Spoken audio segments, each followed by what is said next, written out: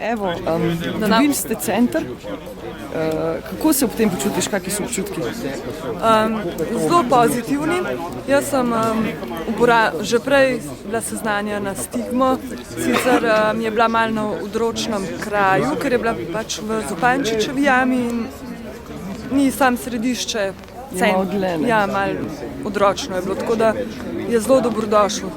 Kaj pa pričakuješ od tega centra? Kaj vse boš prišla sem iskati, se pogovarjati, družiti? Že tako kot prej je pač osnova namen, ker so brezplačni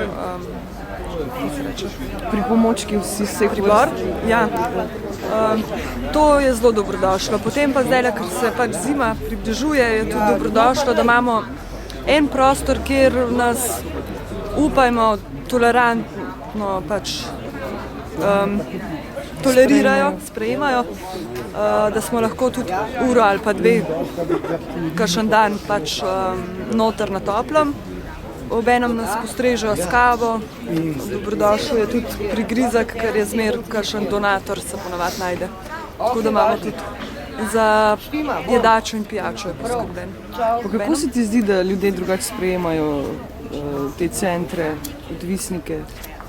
Ja, mislim, da pač moramo obe strani biti sami bolj zavestni in tako odvisniki bi se mogli bolj zavedati, da sosedom ni težko in bi mogli sami v tej smeri nekaj narediti, da se ne bi prehrupno zadrževali v tem okolju, ne, zaradi sosedov oziroma da ne bi puščali na snage ali pa delali kakih neumnosti. Ja, razno. Mislila sem pač, da ne bi kakšne injekcije ali kaj takega, ta pribor ležal po cesti, ne? Da bi sami pospravljali odvisniki za sabo. Imaš kako sporočilo za javnost? Za javnost? Za ljudi, ki bodo to gledali? Naj bomo tolerantni v boji, tako normalni ljudi, da pač se ne obrekuje oziroma da se ne govori za hrbtom, ker smo tudi mi konec koncev samo ljudje, ne?